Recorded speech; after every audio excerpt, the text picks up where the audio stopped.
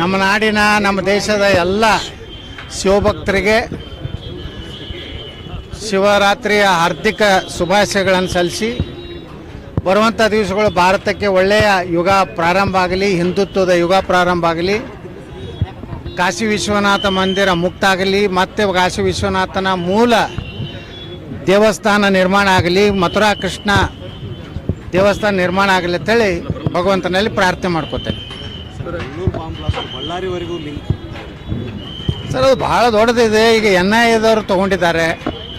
ನಿಶ್ಚಿತವಾಗಿಯೂ ಇದು ಭಾಳ ದೊಡ್ಡ ಜಾಲ. ಇದು ವ್ಯವಸ್ಥಿತವಾಗಿ ದೇಶದಲ್ಲಿ ಒಂದು ಅಸುರಕ್ಷತೆ ಅಭದ್ರತೆಯನ್ನು ಮಾಡಬೇಕು ಅನ್ನೋಂಥ ಸಂಚು ಏನಿದೆ, ಪಾಕಿಸ್ತಾನದ ಇರ್ಬೋದು, ISI ಇರ್ಬೋದು, ಅವೆಲ್ಲ ಲಿಂಕ್ ಅದಾವೆ. ಎಲ್ಲ ಏನು PFI ಇವೆಲ್ಲ ಏನು ಚಟುವಟಿಕೆ ಇದಾವಲ್ಲ, ಅವ್ರದ್ದು ಒಟ್ಟೆ ಗುರಿ 2047ಕ್ಕೆ ಭಾರತವನ್ನು ಇಸ್ಲಾಂ ರಾಷ್ಟ್ರ ಮಾಡಬೇಕು ಅನ್ನೋಂಥ ಉದ್ದೇಶದಿಂದ ಈ ರೀತಿ ದೇಶದಲ್ಲಿ ಅಶಾಂತಿಯನ್ನು ಇವತ್ತು ತರುವಂಥ ಕೆಲಸ ಮಾಡಿದರೆ, ಅದರಲ್ಲಿ ಕರ್ನಾಟಕದಲ್ಲೇ ಇದು ಏನು ಆಗ್ತಾ ಇದೆಯಲ್ಲ, ಇದು ಈ ಒಂದು ಕರ್ನಾಟಕ ಸರ್ಕಾರದ ಒಂದು ರೀತಿ ತುಷ್ಟೀಕರಣ, ಮುಸ್ಲಿಮರನ್ನ ಸಂತೈಸಲಿಕ್ಕೆ ಮಾಡ್ತಿರುವಂಥದ್ರಿಂದ ಅವರಿಗೆ ಮತ್ತಷ್ಟು ಸ್ವಾತಂತ್ರ್ಯ ಸಿಕ್ಕಂಗಾಗಿದೆ.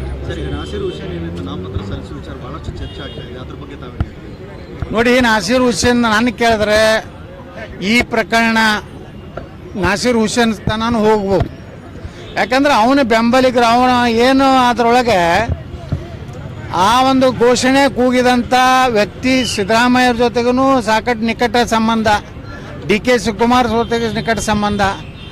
ಅಂಥ ವ್ಯಕ್ತಿಯ ಒಂದು ಘೋಷಣೆ ಕೊಡ್ತಾನಂದ್ರೆ ಅವ್ನ ಧೈರ್ಯ ಅಷ್ಟಿದೆ ಅಂದರೆ ನಾಸೀರ್ ಹುಸೇನ್ದು ಅದರಲ್ಲಿ ಪಾತ್ರ ಇದ್ದೇ ಇದೆ. ಅದಕ್ಕೆ ಸರ್ಕಾರ, ನಾನು ಈಗಾಗಲೇ ಕೆಲವೊಂದು ನಿವೃತ್ತ IAS ಅಧಿಕಾರಿ, IPS ಅಧಿಕಾರಿಗಳು ಉಪರಾಷ್ಟ್ರಪತಿಗಳಿಗೆ ಪತ್ರ ಬರೆದಿದ್ದಾರೆ. ಇವರಿಗೆ ಪ್ರಮಾಣ ವಚನ ಕೊಡಬಾರ್ದು, ಎಲ್ಲಿಯವರೆಗೆ ಈ ಒಂದು ಏನು ಪಾಕಿಸ್ತಾನ ಘೋಷಣೆ ಕೊಟ್ಟಿದ್ರೆ ಹಿಂದಿರುವಂಥ ಲಿಂಕ್ ಏನು ರಾಮೇಶ್ವರ ಕೆಫೆ ಮೇಲೆ ಆದಂಥದ್ದು ಎಲ್ಲ ಲಿಂಕ್ ನೋಡಿದ್ರೆ ಇದ್ರ ಹಿಂದೆ ಏನಿದೆ ಅನ್ನುವಂಥದ್ದು ಸಂಪೂರ್ಣವಾಗಿ ತನಿಖೆ ಆಗುವವರೆಗೆ ನಾಸೀರ್ ಹುಸೇನ್ಗೆ ರಾಜ್ಯಸಭಾ ಸದಸ್ಯದ ಪ್ರಮಾಣ ವಚನ ಕೊಡಬಾರ್ದು ಅನ್ನೋಂಥದ್ದನ್ನು ಈಗಾಗಲೇ ನಮ್ಮ ದೇಶಭಕ್ತ ಅನೇಕ IAS IPS ಅಧಿಕಾರಿಗಳು ಒತ್ತಾಯ ಮಾಡಿದ್ದಾರೆ. ನಾನು ಒತ್ತಾಯ ಮಾಡ್ತೀನಿ, ಈ ವ್ಯಕ್ತಿಗೆ ರಾಜ್ಯಸಭಾ ಸದಸ್ಯತ್ವವನ್ನು ಪ್ರಮಾಣ ವಚನವನ್ನು ಬೋಧಿಸಬಾರ್ದು ಅಂತೇಳಿ ನಾವು ಉಪರಾಷ್ಟ್ರಪತಿಗಳಿಗೆ ತಮ್ಮ ಮೂಲಕ ವಿನಂತಿ ಮಾಡ್ಕೋತೇವೆ. ಈಗ ಕೇಂದ್ರ ಶಾಸಕ ರಾಮಕುಮಾರ್ ಅವರು ಆರೋಪ ಮಾಡಿದ್ದಾರೆ, ಕೇಂದ್ರದವರು ನಮಗೆ ಹಣ ಕೊಡೋಲ್ಲ ಅನ್ನೋ ಸಿದ್ದರಾಮಯ್ಯ ಅವರು ಎಷ್ಟು ಮಟ್ಟಿಗೆ ಸರ್? ನೋಡಿ, ನಾವು ಅದೇ ಹೇಳೋದು, ಮಾನ್ಯ ವಿಧಾನಸಭೆಯಲ್ಲಿ ನಾನು ಹೇಳಿದ್ದದೇ, ನೀವು ಬರೀ ಕೇವಲ ಒಂದು ಕೋಮಿಗೆ 10,000 ಕೋಟಿ ಕೊಡ್ತೀನಿ, ಏನೋ ವಕಫ್ ಆಸ್ತಿಗಳ ರಕ್ಷಣೆಗಾಗಿ 100 ಕೋಟಿ ರೂಪಾಯಿ ಕಂಪೌಂಡ್ ಕಟ್ಟಲಿಕ್ಕೆ ಕೊಡ್ತೀನಿ ಅಂತಾರೆ. ಆದರೆ ಹಿಂದೂ ಧರ್ಮದಿಂದ ಬರುವಂಥ ಆದಾಯ ಏನು ಬರ್ತದೆ ಹಿಂದೂ ಧಾರ್ಮಿಕ ಸಂಸ್ಥೆಗಳಿಂದ, ಅದನ್ನು ಒಯ್ದು ನೀವು ಅವರ ಅಭಿವೃದ್ಧಿಗೆ ಇವತ್ತು ಹಣ ಕೊಡ್ತಾಯಿದ್ದೀರಿ. ನಮಗೇನು ವಿಷಯ, ಈಗ ನಮ್ಮ ಹಣನೇ ತೊಗೊಂಡು ಅದರಲ್ಲಿ 10% C ವರ್ಗದ ಏನು ದೇವಸ್ಥಾನದ ಅವು ಕೊಡ್ತೀನಿ ಅಂತಾರೆ. ನಮ್ಗೆ ಹಿಂದೂಗಳಿಗೆ ಒಂದು ಕಾನೂನು, ಅವ್ರಿಗೆ ಒಂದು ಕಾನೂನು. ಇದು ಕೇಂದ್ರ ಸರ್ಕಾರ ನೇರವಾಗಿಯೇ ಯಾವುದೇ ಅಭಿವೃದ್ಧಿ ಹಣ ಆಯಾ ಸ್ಪೆಸಿಫಿಕ್ ಯಾವ್ಯಾವ ಯೋಜನೆಗೆ ಕೊಡ್ತದೆ. ಹಿಂಗೇನೋ ಇವ್ರಿಗೆ ಬೇಕಾಬಿಟ್ಟಿಯಾಗಿ ಮಾಡಲಿಕ್ಕೆ ಅವಕಾಶ ಕೊಡೋದಿಲ್ಲ. ಆದರೂ ಇನ್ನು ಜನರಲ್ ಫಂಡ್ ಏನು GST ಏನು ನಮ್ಮ ಪಾಲು ಬರ್ತದೆ, ಅದರಲ್ಲಿ ಇಂಥವೆಲ್ಲ ಮಾಡಿ ನಮ್ಮ ಕರ್ನಾಟಕವನ್ನು ಸಾಲದ ಸೂಲಿಗೆ ಇವತ್ತು ರಾಜ್ಯ ಸರ್ಕಾರ ಇವತ್ತು ತೊಗೊಂಡು ಹೋಗಿದೆ. ಮನೆ ಭೇಟಿ ಆದೆ. ಅವರು ನನಗೆ ಎಲ್ಲ ಸಭೆ ಆದಮೇಲೆ ನನ್ನ ಜೊತೆ ಒಂದು 15 ನಿಮಿಷ ಮಾತಾಡಿದ್ರು. ನಾ ಹೇಳಿದೆ, ಯಾವುದೇ ಲೋಕಸಭೆಗೆ ನಾನು ಸ್ಪರ್ಧೆ ಮಾಡೋದಿಲ್ಲ ಮತ್ತು ನನಗೆ ಕರ್ನಾಟಕದಲ್ಲಿ ಚುನಾವಣಾ ಪ್ರಚಾರದ ಜವಾಬ್ದಾರಿ ಕೊಡ್ರಿ ಪ್ರತ್ಯೇಕವಾಗಿ. ನಾನು ಇಡೀ 28 ಲೋಕಸಭೆಯಲ್ಲಿ ಪಕ್ಷದ ಒಂದು ಕೆಲಸ ಮಾಡ್ತೀನಿ. 28 ಲೋಕಸಭೆ ಗೆಲ್ಲಿಸುವಂಥ ಪ್ರಾಮಾಣಿಕ ಪ್ರಯತ್ನ ನಮ್ಮ ಏನು BJP ಎಲ್ಲ ಕಾರ್ಯಕರ್ತರು ಮಾಡ್ತಾ ಇದ್ದಾರೆ, ನಾನು ಮಾಡ್ತೇನೆ ಅಂತೇಳಿ ಅವರಿಗೆ ನಾನು ಭರವಸೆ ಕೊಟ್ಟಿದ್ದೀನಿ. ಏನು ಶಿವಪ್ಪ ಸಿಗೋದೇ ಇಲ್ಲ, ಸುಲೇಮಾನೆ ಸಿಗಬೇಕು, ಅಜಗರರು ಸಿಗಬೇಕು, ಅಮ್ಮಾದರ ಸಿಗಬೇಕು. ಅದು ಇನ್ನೂ ಭಾಳ ತನಿಖೆ ಇನ್ನೂ ಡೀಪ್ ಹೋಗ್ಬೇಕದು. ಇದ್ರ ಹಿಂದೆ ಏನೇನು ಷಡ್ಯಂತ್ರ ಇದೆ ಅನ್ನೋಂಥದ್ದು ಭಾಳ, ಇದು ಸುಮ್ಮನೆ ಇಲ್ಲ, ಸಾಮಾನ್ಯ ಇಲ್ಲ ಇದು ಈ ಇಶ್ಯೂ. ಇದನ್ನು ನಾವು ವಿಧಾನಸಭೆಯಲ್ಲಿ ಭಾಳ ಕ್ಲಿಯರಾಗಿ ಹೇಳಿದ್ರು ಅವಾಗ ಸರ್ಕಾರ ಒಪ್ಪಲಿಲ್ಲ. ಆ ದುರ್ದೈವ ಅಂದರೆ ಕೆಲವೊಂದು ಕಾಂಗ್ರೆಸ್ಸಿನ ಮಂತ್ರಿಗಳು ಇಟ್ಟು ಇಮ್ಯಾಚೂರ್ಡ್ ಸ್ಟೇಟ್ಮೆಂಟ್ ಕೊಟ್ಟರು. ಇವತ್ತು ಅವರು ಮುಖನೇ ಇಲ್ಲ. ಗೃಹ ಮಂತ್ರಿಗಳೇ ಚಿಮ್ಮಾರಿ ಹಾಕಿದ್ದಾರೆ ಖರ್ಗೆ ಅವರಿಗೆ. ಅವ್ನು ಏನೂ ಗುರ್ತಿರೋದಿಲ್ಲ, ಸುಮ್ಮನೆ ಏನೋ ಬಂದು ಮಾಧ್ಯಮ ಕೇಳ್ತಾರೆ. ಹಂಗೆಲ್ಲ ಖರ್ಗೆ ಅವರು ಇಂಥ ಒಂದು ಬೇಜವಾಬ್ದಾರಿ ಏನು ಹೇಳಿಕೆ ಕೊಡೋದು ಬಿಟ್ಟು ಸರಿಯಾಗಿ ತಮ್ಮ ಇಲಾಖೆಯಲ್ಲಿ ಕೆಲಸ ಮಾಡಲಿ.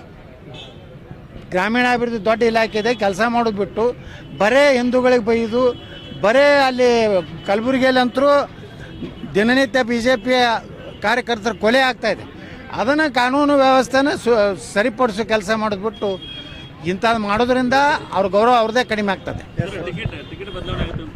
ಯಾವ್ದ್ರಿ ನೋಡ್ರಿ, ನಮ್ಮ ಕೈಯಾಗ ಏನೂ ಇಲ್ಲ. ಈಗ ದಿಲ್ಲಿಯೊಳಗೆ 2 ದಿವಸದಿಂದ ಕರ್ನಾಟಕದ ಚರ್ಚೆ ನಡೆದಿದೆ. ನನಗೇನು ಯಾವುದೇ ಮಾಹಿತಿ ಇಲ್ಲ. ಏನೇ ಆಗಲಿ ಕೇಂದ್ರ ನಮ್ಮ ಹೈಕಮಾಂಡು ರಮೇಶ್ ಜಿಗಜಿಣಗಿ ಕೊಟ್ಟರು ನಾವು ಎಲೆಕ್ಷನ್ ಮಾಡ್ತೀವಿ. ಮತ್ತು ಯಾವುದೇ ಸಾಮಾನ್ಯ ಒಬ್ಬ ದಲಿತ ಯುವಕನ ಕೊಟ್ಟರು ನಾವು ಎಲೆಕ್ಷನ್ ಮಾಡಿ. ಯಾಕೆ ನಮ್ಮ ದೇಶ ಉಳಿಬೇಕಾಗಿತ್ತು. ನರೇಂದ್ರ ಮೋದಿ ಅವರು ಪ್ರಧಾನಮಂತ್ರಿ, ಇಷ್ಟೇ ನಮ್ಮ ಮುಂದಿರೋದು. ಟಿಕೆಟ್ ಯಾರಿಗೆ ಕೊಡ್ತಾರೋ, ಯಾರಿಗೆ ಬಿಡ್ತಾರೋ, ಏನು ಮಾಡ್ತಾರೋ ನಮಗೇನು ಗೊತ್ತಿಲ್ಲ. ನೋಡ್ರಿ, ಪಠ್ಯ ಪುಸ್ತಕ ಪರಿಷ್ಕರಣೆ ಒಳಗಿನ ನಡೆದಿದೆ. ಯಾವ ಬೋರ್ಡ್ ಎಕ್ಸಾಮ್ ಇರಲಿಲ್ಲ 5ನೇ 7ನೇ, ಮತ್ತು ಬೋರ್ಡ್ ಎಕ್ಸಾಮ್ ಮಾಡ್ತಾ ಇದ್ದಾರೆ ನೋಡಿ. ಈಗ ಇವರು ನಮ್ಮ NEP ರಾಷ್ಟ್ರೀಯ ಶಿಕ್ಷಣ ನೀತಿಯನ್ನು ತೆಗೆದು SEP ಅಂತ ಮಾಡ್ತಾ ಇದ್ದಾರೆ. ನಾ ಇಷ್ಟೇ ಮಧು ಬಂಗಾರಪ್ಪ ಅವ್ರಿಗೆ ಹೇಳ್ತೀನಿ, ನಿಮ್ಮ ಸರ್ಕಾರ ಭಾಳ ದಿವಸ ಇರೋದಿಲ್ಲ. ಇನ್ನು 3-4 ಲೋಕಸಭಾ ಹಗರಣನೇ ನಿಮ್ಮದು ಸರ್ಕಾರ ಬೀಳೋದು ಖಚಿತ. ಮತ್ತು ನಾವು ಈ ರಾಜ್ಯದಲ್ಲಿ ರಾಷ್ಟ್ರೀಯ ಶಿಕ್ಷಣ ನೀತಿನೇ ಜಾರಿ ಮಾಡ್ತೀವಿ. ನೀವೇನೇ ಹಿಂದೂ ವಿರೋಧಿ ಯಾವುದೇ ಪಠ್ಯ ಪುಸ್ತಕದಲ್ಲಿ ಸೇರಿಸಿದ್ರು ನಾವು ಎಲ್ಲನೂ ತೆಗೆದು ಹಾಕಿ ನಿಜವಾದಂಥ ರಾಷ್ಟ್ರೀಯ ನೀತಿ ಅನ್ನೋದೇ ರಾಷ್ಟ್ರೀಯ ಶಿಕ್ಷಣ ನೀತಿ, ಅದನ್ನೇ ಜಾರಿ ಮಾಡ್ತೀವಿ. ಮಧು ಬಂಗಾರಪ್ಪನವ್ರು ದುಡುಕಬಾರ್ದು. ಪಾಪ ಲೋಕಸಭೆ ಆಗುವವರೆಗೆ ಅವ್ರದ್ದು ಎಲ್ಲರದ್ದು ಕುರ್ಚಿ ಇರ್ತದೆ. ಲೋಕಸಭೆ ನಂತರ BJP ಸರ್ಕಾರನೇ ರಾಜ್ಯದಾಗ ಬರ್ತದೆ. और नए न्यूज़ों के लिए देखते रहिए अपना चैनल TV22 न्यूज़। लाइक करें, शेयर करें, सब्सक्राइब करें और बेल आइकन बटन दबाना ना भूलें।